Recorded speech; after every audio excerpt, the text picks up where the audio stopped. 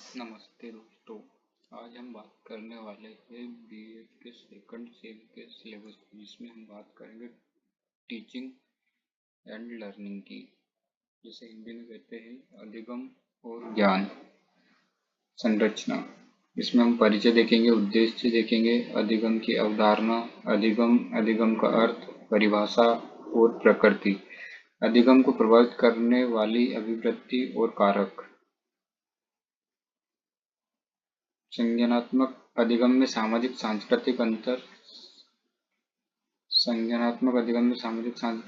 अधिगम में सीखने की कठिनाइयाँ और अधिगम अक्षमता, विशिष्ट और समावेशी शिक्षा की अवधारणा।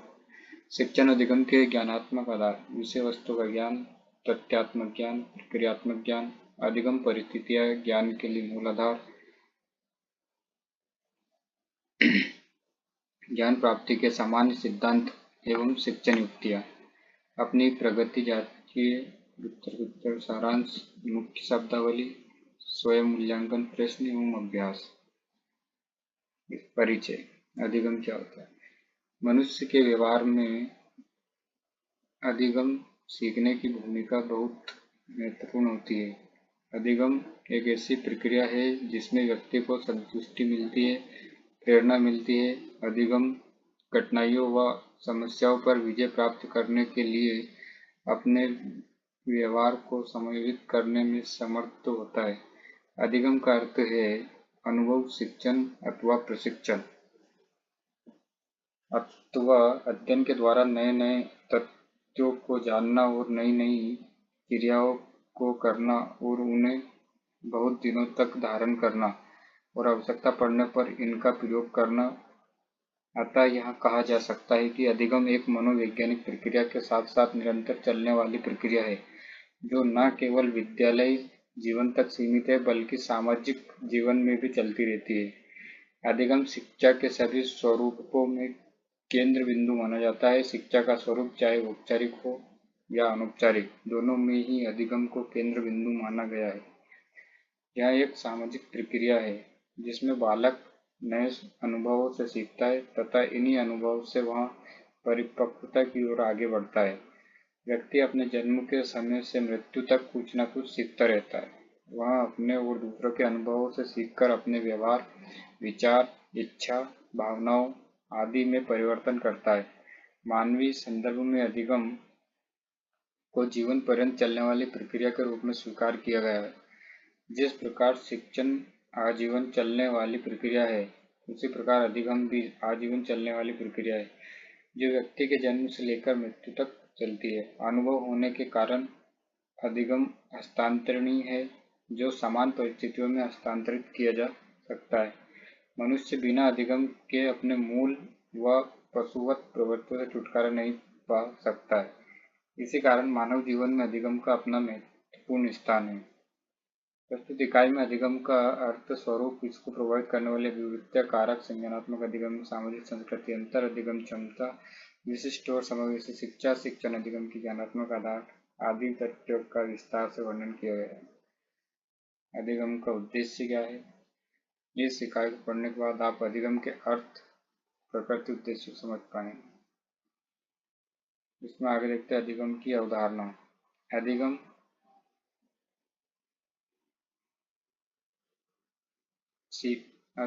सीखना एक व्यापक शब्द है।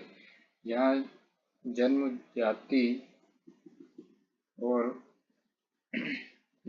प्रक्रिया पर आधारित है। व्यक्ति अपनी जन्मजात प्रवृत्तियों से होकर जो क्रिया करता है, उसके फलस्वरूप वह किसी नवीन परिस्थितियों के संपर्क में आता है।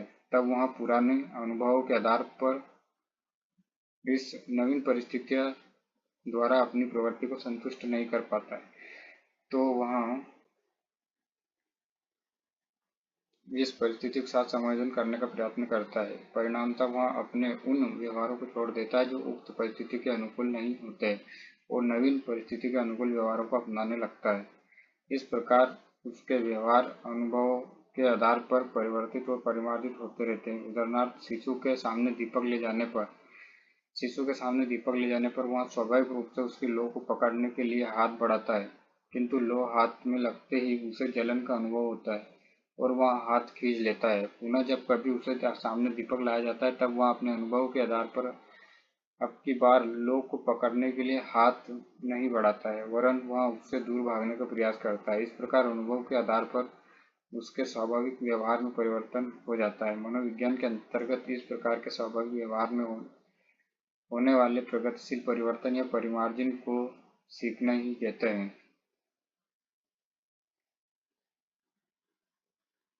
अतः हम सब लोगों के लिए सीखना अत्यंत महत्वपूर्ण है। वास्तव में सीखना है मनुष्यों तथा जानवरों में भेद करता है। जानवर आरंभ में प्रशिक्षित तो किए जाते हैं लेकिन पढ़ाए नहीं जाते। माता पिता अपने बच्चों को विद्यालय सीखने के लिए ही भेजते हैं। मनुष्य जन्म के बाद से ही सीखना शुरू कर देता है। जीवन भर कुछ न कुछ सीखता रहता है। शैशवावस्था के आरंभ में वह बिल्कुल असहाय और पराश्रित होता है, किंतु धीरे धीरे वह अपने को वातावरण के समायोजित करने का प्रयत्न करता है। इस समायोजन में वह जिस क्रिया द्वारा अपने अनुभव से अधिक लाभ उठाने का प्रयत्न करता है, मनोवैज्ञानिक उसे सीखना कहते हैं। हम जो भी कुछ है वह सीखने का परिणाम है। हमारे सोचने, खाने पीने, फिरने, चलने तथा वेशभूषा आदि के तौर तरीके सभी कुछ सीखने पर ही निर्भर है। इस प्रकार हमारा संपूर्ण जीवन सीखने का परिणाम है। उपयुक्त विवेचन से स्पष्ट है कि सीखना ही शिक्षा है और दोनों एक ही क्रिया की ओर संकेत करते हैं। सीखना तथा शिक्षा दोनों ही जीवन पर्यंत तक तथा सर्वत्र चलती रहती है। सीखने की विशेषताएं। सीखने की विशेषताएं सीखने की विभिन्न प्रकार की व्यवस्था आधार पर रखने की निम्नलिखित सामान्य विशेषता का वर्णन किया गया है। सीखना सार्वभौमिक है। क्या है सीखना? सीखना सार्वभौमिक है। सीखने का गुण केवल विशिष्ट स्थान या विशिष्ट मनुष्य में ही नहीं होता, वरन संसार के सभी स्थानों में तथा सभी जीवधारियों में पाया जाता है। पशु, पक्षी तथा कीड़े मकोड़े भी सीखते हैं। सीखना संपूर्ण जीवन चलता है। सीखना एक ऐसी प्रक्रिया है जो जीवन पर्यंत चलती रहती है। व्यक्ति जन्म के समय से ही माता पिता, भाई बहन तथा परिवार के अन्य सदस्यों से सीखना आरंभ करता है और वह जीवन भर सामाजिक, धार्मिक संस्थाएं, संगी साथी, विद्यालय, अन्य व्यक्तियों आदि से कुछ न कुछ सीखता रहता है। सीखना क्या है? सीखना विकास है। Learning is growth. व्यक्ति को प्रतिक्षण कुछ न कुछ किए गए अनुभव प्राप्त होते रहते हैं जिनसे वह सीखता है। इसके फलस्वरूप उसका शारीरिक, मानसिक विकास होता है। इस प्रकार सीखना ही विकास का आधार है। पेस्टोलॉजी ने वृक्ष और फ्रोवेल ने उपवन के उदाहरण के द्वारा सीखने की इस विशेषता को स्पष्ट किया। सीखना परिवर्तन है। Learning is change. सीखना क्या है? सीखना एक परिवर्तन है। Learning is change. व्यक्ति अपने तथा दूसरों के अनुभव के आधार पर अपने व्यवहारों और विचारों, इच्छाओं, मूल प्रवृत्तियों, भावनाओं आदि में परिवर्तन करता है और वास्तव में यही सीखना है। यह बात गेट्स तथा अन्य विद्वानों के विचारों से स्पष्ट हो जाता है। उनके विचार या उनके अनुसार सीखना अनुभव प्रशिक्षण द्वारा व्यवहार परिवर्तन है। सीखना विवेकपूर्ण है। Learning is intelligent. सीखना यांत्रिक कार्य न होकर विवेकपूर्ण कार्य है। यही बात शीघ्रता और सरलता से सीखी जा सकती है। जो सोच समझकर बुद्धि का प्रयोग करके की जाती है, बिना सोचे समझे किसी बात को सीखने में सदैव असफलता ही हाथों में लगती है। मर्सेल का विचार है, सीखने की असफलताओं का कारण समझने में असफलता है। सीखने की असफलताओं के कारण सीखने की असफलता का कारण क्या है? उसे समझने का प्रमुख कारण है। यानी सीखने की असफलताओं का कारण समझने में असफलता है। सीखना सक्रिय है। Learning is active. किसी कार्य को सीखने के लिए व्यक्ति का सक्रिय ही वास्तविक सीखना है। बालक तभी कुछ सीखता है जबकि वह सक्रिय होकर सीखने की प्रक्रिया में स्वयं भाग लेता है। इसी को ध्यान में रखते हुए आज बालक की शिक्षा में Montessori, Dalton plan, kindergarten project पद्धति आदि प्रगतिशील शिक्षण विधियों को अपनाया जा रहा है। यह सभी विधियां बालक की क्रियाशीलता के ऊपर विशेष बल देती है। सीखना अनुभव का गठन है। Learning is organization of experience. सीखना ना तो नए अनुभव की प्राप्ति है और ना ही पुराने अनुभव का योग है। सीखना वास्तव में नए और पुराने अनुभवों का संगठन है। जैसे जैसे व्यक्ति को नए अनुभव प्राप्त होते जाते हैं, वह नई नई बातें सीखता जाता है और अपनी आवश्यकताओं के अनुसार उन्हें संगठित करता जाता है। सीखना क्या है? उद्देश्यपूर्ण है। Learning is purposive. सीखना सदैव उद्देश्यपूर्ण होता है। व्यक्ति किसी उद्देश्य से प्रेरित होकर ही कार्य को सीखता है। उद्देश्य जितना ही प्रबल होता है, सीखने की प्रक्रिया भी उतनी ही तीव्र होती है। उद्देश्य के अभाव में सीखना निष्फल रहता है।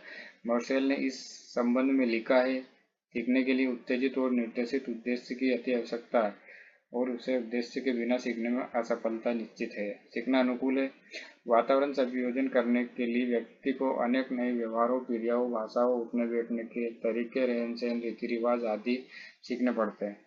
अतः सीखने के पश्चात ही व्यक्ति नई परिस्थितियों से अपना अनुकूलन कर सकता है। सीखना व्यक्तिगत तथा सामाजिक दोनों है। Learning is both individual and social. व्यक्ति प्राय स्वयं प्रयत्न करके सीखता है। बहुत सी बातों को वह दूसरों से देखकर तथा सुनकर सीखता है। वह समाज में ही रहने का ढंग, बातचीत करने की कला, उठने बैठने का ढंग, परंपराओं और प्रथाओं को मानने, दूसरों से उचित व्यवहार करना आदि सीखता है। इस प्रकार सीखना व्यक्तिगत और सामाजिक दोनों ही है। योकम और सिम्पसन के विचार में सीखना सामाजिक है, क्योंकि किसी प्रकार के सामाजिक वातावरण के अभाव में व्यक्ति का सीखना क्या है? असंभव है। सीखना वातावरण की उपज है। Learning is the product of environment. बालक सदैव वातावरण के प्रति प्रतिक्रिया के फलस्वरूप ही सीखता है। बालक जैसे वातावरण में रहता है, उसी के कारण सीखता है। यही कारण है कि आजकल विद्यालय वातावरण के ऊपर काफी अनुसंधान हो रहे हैं और उसे सक्रिय, उपयुक्त एवं प्रभावशाली बनाने का प्रयास किया जा रहा है, ताकि बालक अच्छी क्रियाओं तथा अच्छी बातों को सीख सके। सीखना क्या है? सीखना एक खोज करना है। Learning is discovery.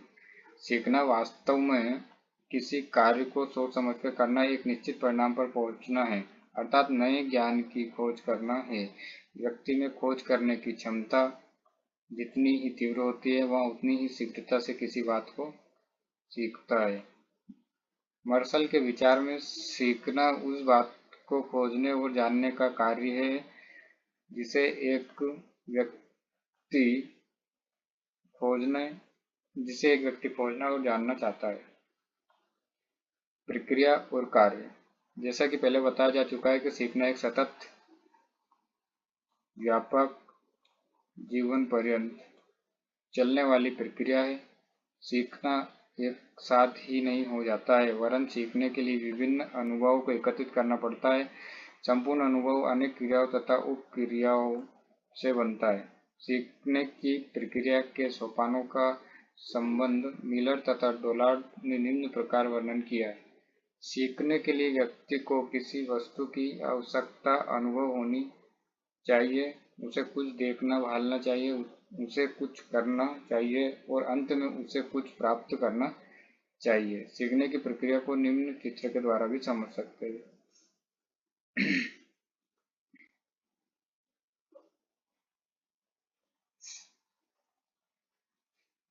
सीखने की अभिक्रिया के सोपानों का संक्षेप में वर्णन किया जा रहा है, जिसमें पहला आता है अभिप्रेरणा यानी कि मोटिवेशन। मनुष्य का प्रत्येक कार्य जिसे वह करना चाहता है, किसी न किसी अभिप्रेरणा से संचालित होता है। व्यक्ति की बहुत सी आवश्यकता होती है, ऐसी आवश्यकताएं जिनकी संतुष्टि नहीं हो पाती है। वह उनकी संतुष्टि करने के लिए प्रयत्न करता है। उनकी पूर्ति के लिए उसमें प्रेरक मोटिव उत्पन्न हो जाता है तथा व्यक्ति अत्यधिक क्रियाशील हो जाता है। अभिप्रेरणा ही उसे उद्देश्य की ओर ले जाती है तथा व्यक्ति उस प्रयोजन से प्रेरित होकर क्रिया करने का बाध्य हो जाता है। उद्देश्य।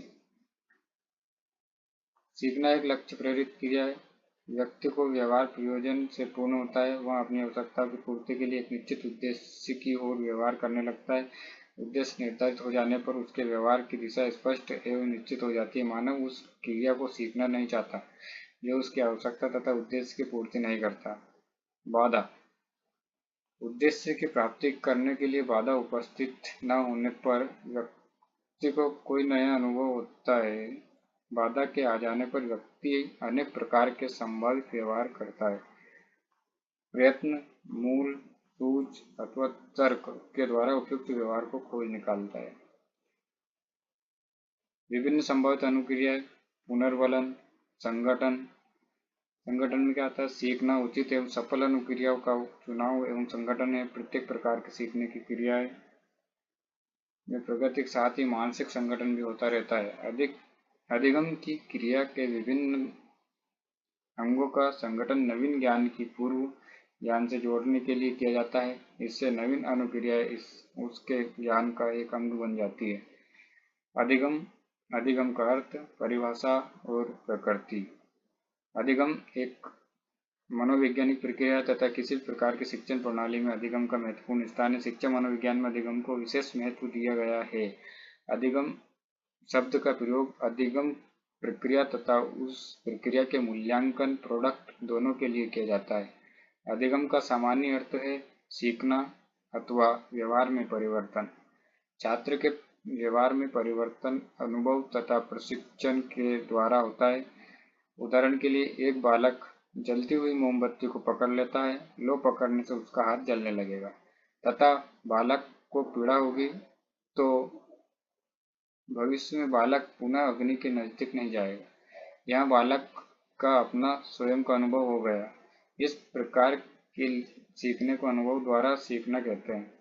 एक छात्र अध्यापक पढ़ाना नहीं जानता, लेकिन सर्वप्रथम सहपाठी समूह में सूक्ष्म शिक्षण ही कराया जाता है ताकि शिक्षण कौशलों के संबंध में जान ले। इसके बाद शिक्षण अभ्यास कराया जाता है ताकि कक्षागत परिस्थितियों के बारे में पता कर सके तथा उसके बाद वास्तविक शिक्षण खंड शिक्षण कराया जाता है।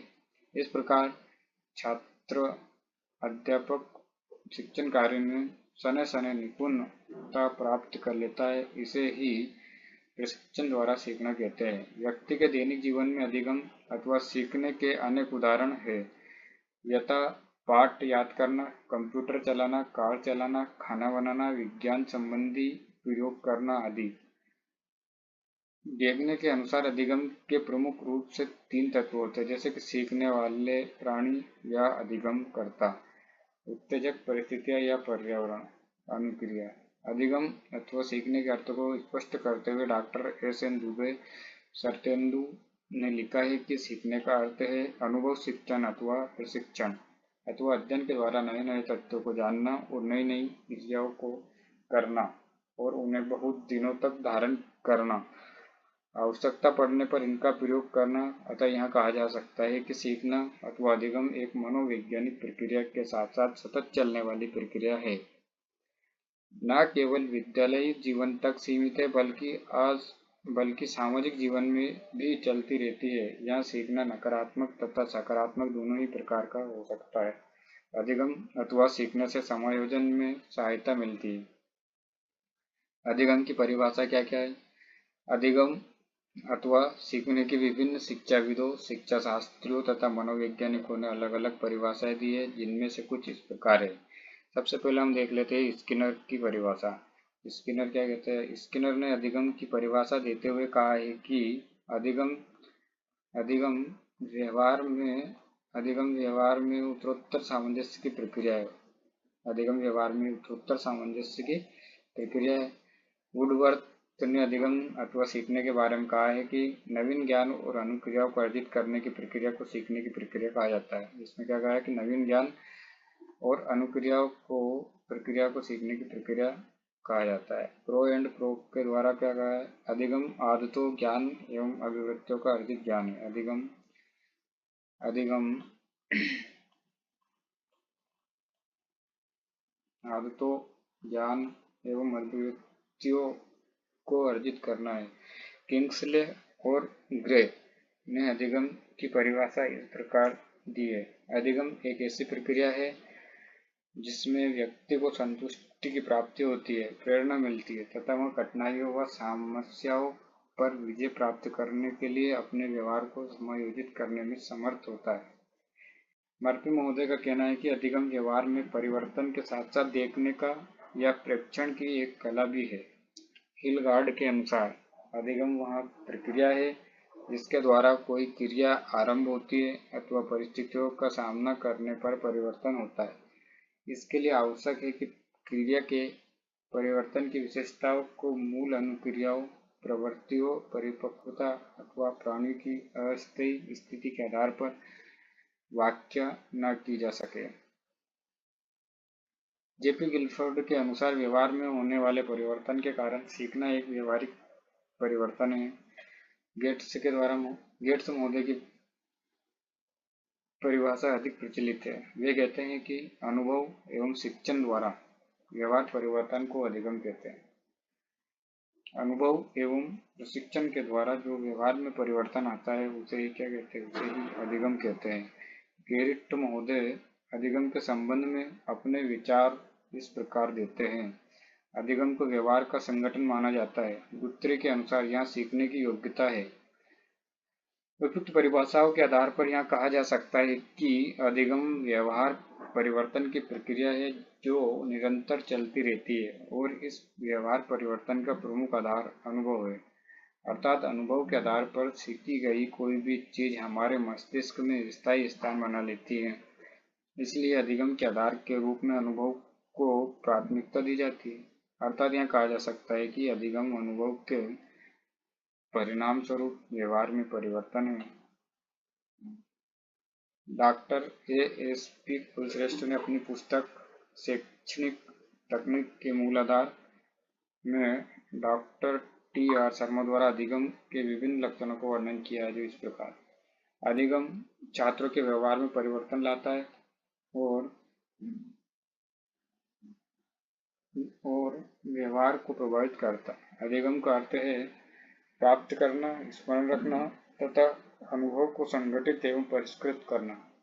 अधिगम अभिप्रेरक अनुक्रिया में नवीन संबंध स्थापित करता है। अधिगम अर्थपूर्ण एवं लक्ष्य निर्देशित होता है। अधिगम वातावरण की देन है। अधिगम एक क्रियाशील एवं सृजनात्मक पद्धति है। अधिगम ज्ञान, बोध तथा संकल्प शक्ति द्वारा ही संभव है। 8वां, अधिगम की इच्छा व्यक्तिगत एवं सामाजिक आवश्यकताओं से जागृत होती है। अधिगम की प्रवृत्ति या प्रकृति। अधिगम की परिभाषाओं एवं उपयुक्त वर्णित विशेषताओं का अध्ययन करने के बाद अधिगम की प्रकृति को स्पष्ट किया जा सकता है। यहाँ विवरण अधिगम की प्रकृति को निम्न प्रकार स्पष्ट करता है। इसकी प्रक्रिया छात्र नए अनुभवों, व्यवहारों, प्रत्ययों, तथ्यों, सिद्धांतों आदि को अर्जित करते हैं। इन्हें अधिगम का परिणाम माना जाता है। अधिगम के ज्ञानात्मक, भावात्मक एवं क्रियात्मक पक्षों का विकास अधिगम प्रक्रिया द्वारा किया जाता है। यही अधिगम के तीनों उद्देश्य है। अधिगम व्यक्ति के जीवन की एक आवश्यक क्रिया है। इसके बिना जीवन में प्रगति संभव नहीं है। अधिगम द्वारा व्यक्ति के जीवन का प्रत्येक कार्य अथवा पक्ष प्रभावित होता है तथा उसमें परिवर्तन भी आता है।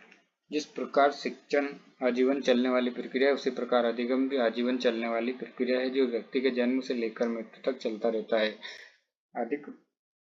अधिगम एक अनुभव है। अधिगम अनुभव होने के कारण हस्तांतरणीय है, जो समान परिस्थितियों में स्थानांतरित किया जा सकता है। अधिगम परिस्थितियों के अनुकूल व्यक्ति को समायोजन करना सिखाता है। अधिगम हेतु व्यक्तिगत स्तर पर भी प्रयास करने पड़ते हैं। अधिगम मानसिक क्रियाओं की एक प्रक्रिया है। अधिगम एक खोज की प्रक्रिया है। अधिगम आवश्यकताओं की संतुष्टि मात्र है। अधिगम एक समस्या समाधान की प्रक्रिया है।